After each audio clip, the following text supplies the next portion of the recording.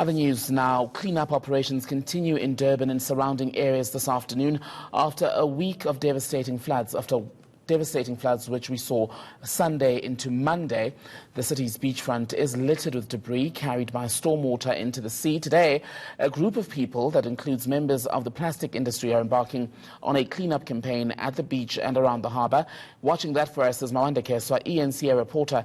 Mawande joining us live now for an update. Mawande, how far are we with those cleanup operations there? Good morning, Tembegile. Well, the cleanup operations are going quite well. However, there's so much debris and litter that is definitely not going to be completed by today. We understand that it could take between 2 to 3 weeks, depending on the amount of help and the hands that are on deck to handle the situation here. But Tembegile, just to take our conversation even further, we're going to speak around the aspects of education, because without education, people will not understand the importance of ensuring that they take care of their litter in a very constructive manner through recycling to avert this situation. But mop-up operations have also moved from the areas that have been affected to our marine life, and we are at the Durban Harbour. And I'm going to speak to Kavira Hacharan, who is a KZN, who's from UKZN as a marine biologist. Thank you for joining us. Can we just understand the impact really of pollution? We've spoken already about plastic in terms of with the plastic industry, but now when it comes to aspects of pollution in education, what is it really doing to our marine life?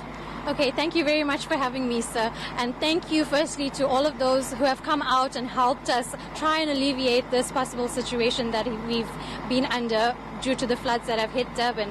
So basically, education is a key component to the pollution problem that we are having.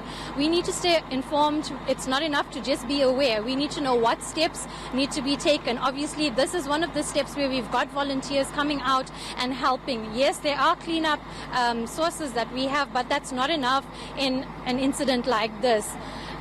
We need to be informed consumers, and we need to know what products we're using and how we can handle them. Plastics can be recycled, and we need to stay informed with that. PET, for example, can be taken and recycled. We have a recycling truck here that's picking up most of our plastics that we have collected today, and various other pollutants will be taken as well and sorted. So in terms of education, yes, the schools have put this in the curriculum, but it's not enough. We need to stay informed at home, and it's not just the kids that need to be informed. Us as parents need to be informed, the grandparents. It's a holistic view that needs to be taken into consideration. People want to do things. I don't like to believe that people want to be nasty and harm the environment, but we need to keep aware. There are posters, there's Facebook pages, there's groups, there's social media in general that have put up information on how to handle waste, and particularly what we can do with plastic. Yes, plastic is convenient for us, but there are alternatives that we can use. South Africa has amazing legislature that we get ingredients or what is put into our products. So us as consumers need to be aware of that. Yes, some of it is in the chemical names, but we can Google that. We have internet at the tips of our fingertips, and it's important that we stay conscious and we act on it. This is a behavior issue, and us as citizens of a beautiful city like Durban need to sustain this. On a whole, this is our earth, it's our one home, and we as the people need to bring it back. Now, on the point of school kids and education, I'll ask my colleague Bonga to just come with me so that we can get a chance to speak to some of the youth that is here. I understand that we've got kids who are in preschool, primary school, high school, as well as university. So I'll start off here and ask you, why did you find it important to come here today and lend a helping hand?